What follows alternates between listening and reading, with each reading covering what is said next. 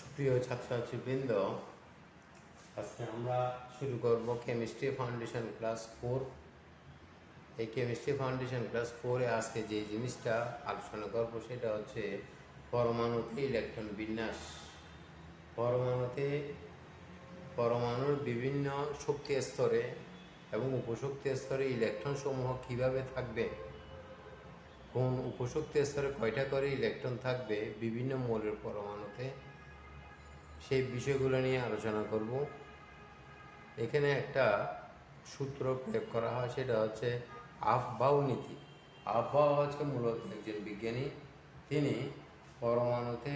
পরমাণুর বিভিন্ন শক্তি স্তরে এবং উপশক্তি স্তরে ইলেকট্রন বিন্যাসের একটি সুনির্দিষ্ট নীতিমালা প্রয়োগ করেছেন, সেটাকে বলা হয় আফবাউ নীতি। আফবাউ নীতিটা কি, আমি প্রথমে সেটা লিখে দিচ্ছি।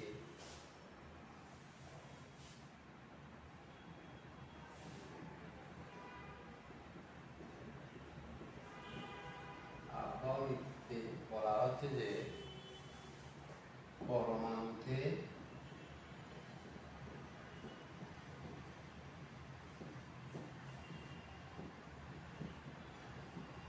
ইলেকট্রন প্রথমে নিম্ন শক্তির অরবিটালে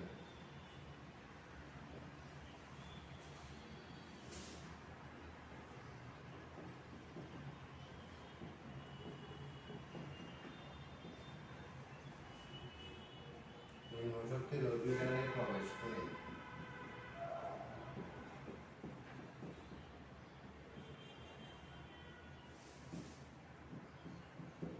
পরে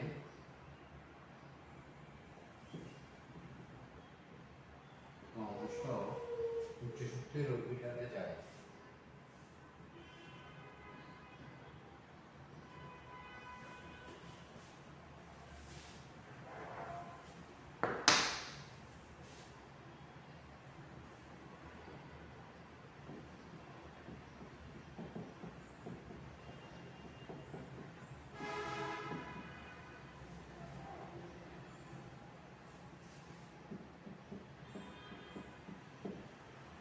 পরে ক্রমশ উচ্চ শক্তির অরবিটালে যায়।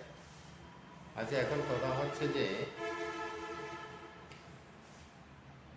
আমরা এখন দেখব কোন অরবিটালের শক্তি কত।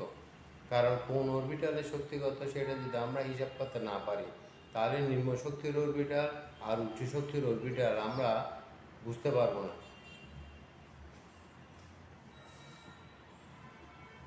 এখানে প্রথমে এই জিনিসটা লিখি 1s 2s 2p 3s 3p 3d।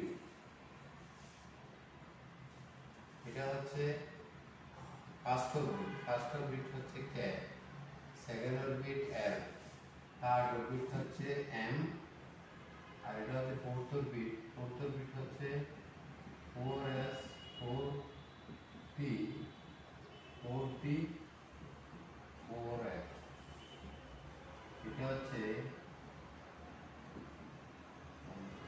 n orbit, আর উপরেগুলো হচ্ছে SPDF, এগুলো হচ্ছে orbital.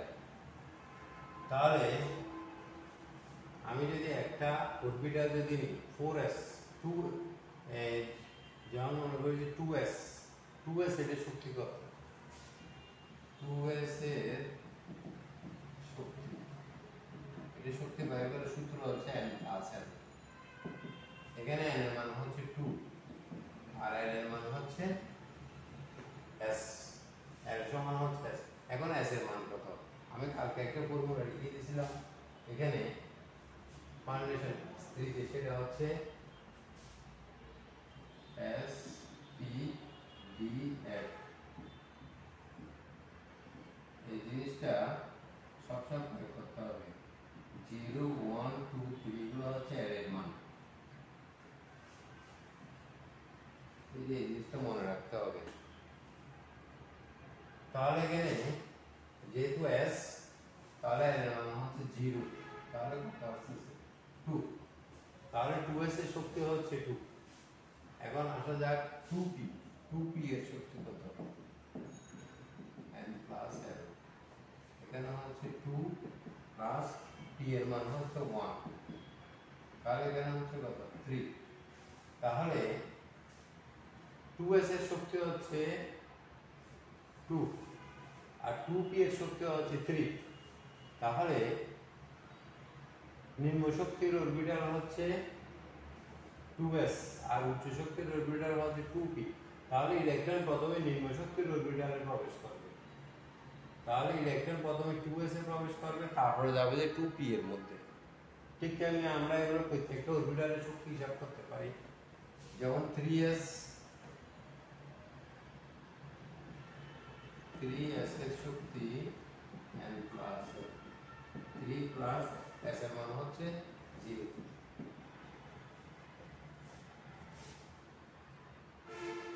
3p n plus l 3p এর মান হচ্ছে 1। তাহলে এখানে 3s এর শক্তি কম, 3p এর শক্তি বেশি। তাহলে ইলেকট্রন প্রথমে 3s এর মধ্যে প্রবেশ করবে, পরবর্তীতে 3p এর মধ্যে যাবে। এরপর আসলে 3d।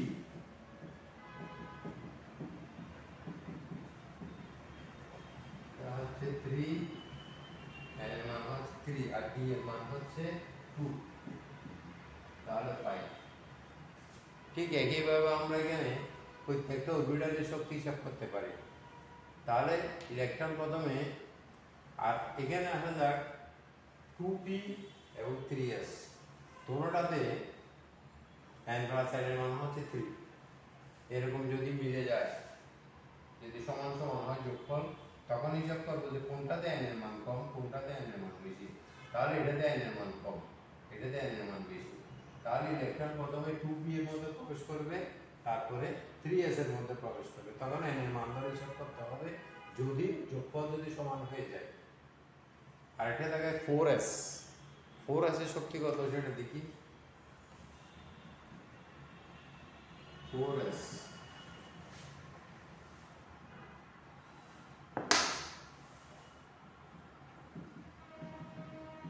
n plus l।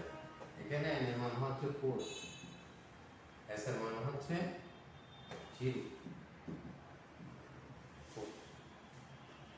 তাহলে 4s এর শক্তি হচ্ছে 4।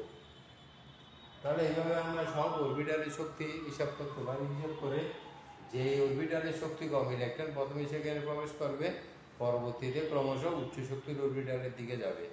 এখন এইভাবে যদি হিসাব করতে যদি কষ্ট হয়, তাহলে একটা প্রক্রিয়া আছে, আমি সেই প্রক্রিয়াতে যাচ্ছি।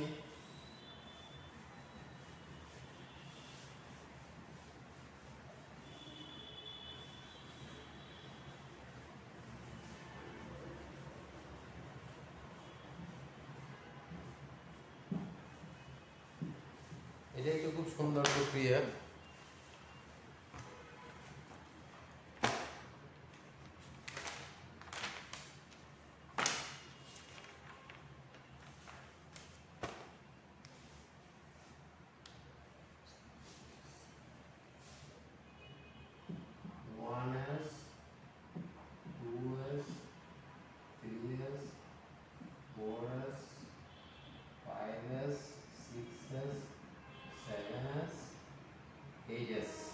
তাহলে 1 থেকে 8 পর্যন্ত s দিলাম।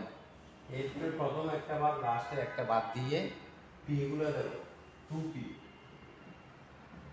থেকে, কারণ 1p বাদ আর 2p, 3p 4p 5p 6p 7p পর্যন্ত, নিচেরটাও বাদ। এরপরে দেব d, প্রথমটা বাদ লাস্টেরটা বাদ। তাহলে 3d লিখব। 3d 4b 5b 6b। এরপর দেবো যে f, প্রথমটা লাস্টেরটা বাদ, 4f 5f।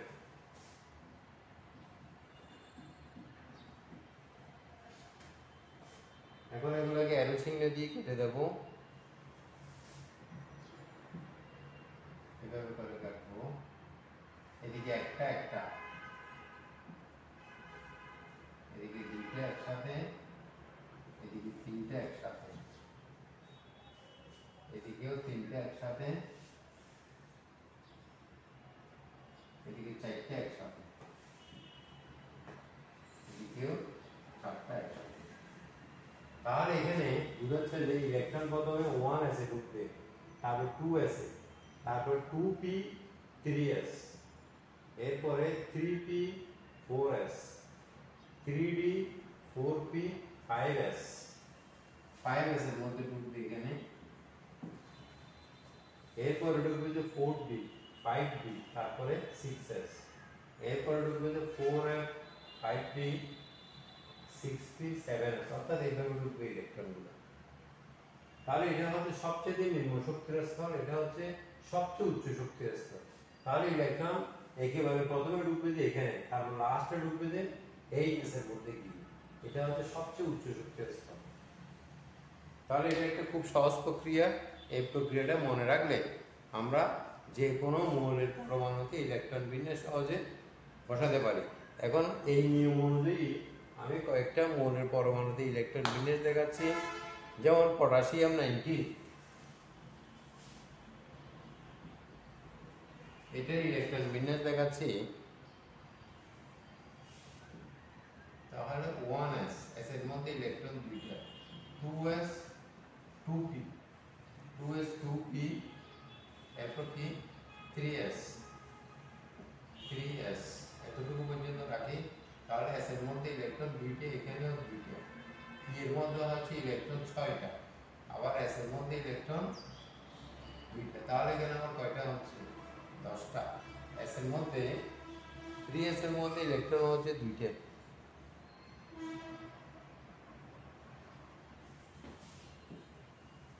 এরপর আসলে 3p4s, 3p4s,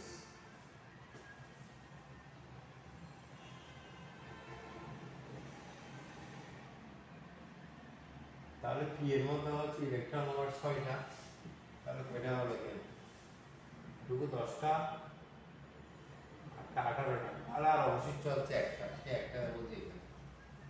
এই নিয়ম অনুযায়ী এগুলো বসায় দিয়েছে। আর উচ্চ শক্তির স্তর নিম্ন শক্তির স্তর এখানে হিসাব হয়ে গেছে। এটার n+l সূত্র দিয়ে আর বের করতে হচ্ছে না, অর্থাৎ এটা হচ্ছে খুব সহজ প্রক্রিয়া। এরপরে দেখো calcium 20, 1s 2s 2p 3s 3p 4s, এতটুকু পর্যন্ত নিলাম, দুইটা দুইটা 6টা, দুইটা 6টা, তাহলে কয়টা হলো এখানে, এখানে হচ্ছে 10টা, আর এখানে হচ্ছে 8টা 18টা 19 20টা। এরপরে কয়েকটা বেশি পারমাণবিক সংখ্যা কয়েকটা মৌলনে, যেমন cobalt, cobalt 27, cobalt 27, 1s 2s 2p 3s 3p 4s, 4s এর পরে আসতেছে আবার 3d 3d, আচ্ছা 4p পর্যন্ত, 3d পরে 4p পর্যন্ত, 3d পর্যন্ত 3d পর্যন্ত নিলাম। তাহলে এখানে ইলেকট্রন আছে দুইটা দুইটা 6টা, দুইটা 6টা,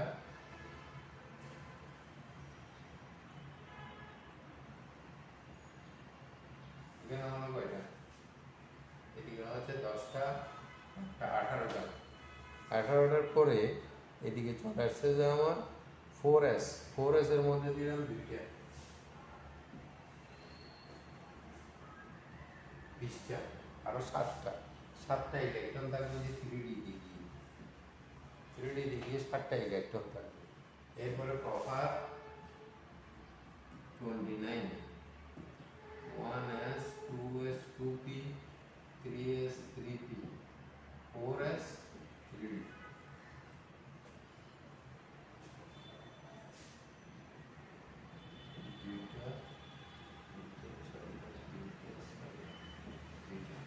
তাহলে এখানে হচ্ছে 10টা, এখানে 10টা 20টা, আর বাকি হচ্ছে 9টা।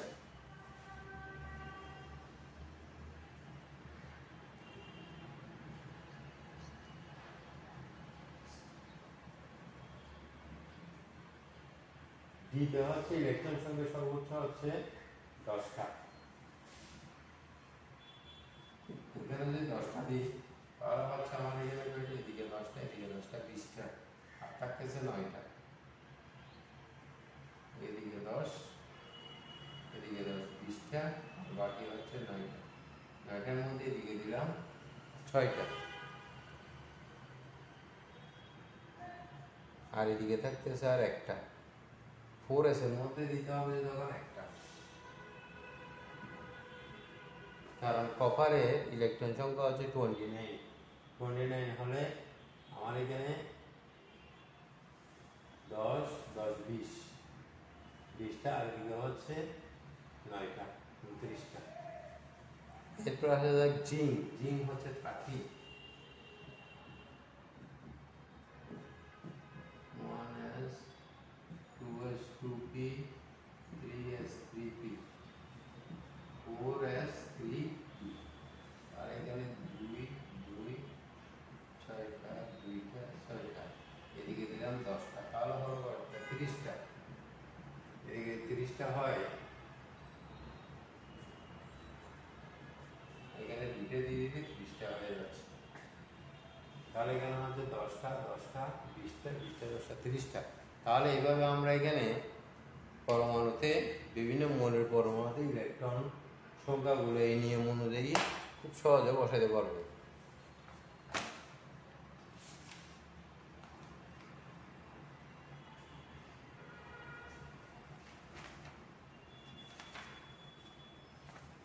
আজকের ক্লাসটা এতটুকু পর্যন্তই। আজকে এখানে সমাপ্তি ঘোষণা করছি। পরবর্তীতে আমি কেমিস্ট্রির ফাউন্ডেশন ক্লাস লেকচার 5 নিয়ে আবার আলোচনায় আসবো। সবাইকে অনেক ধন্যবাদ।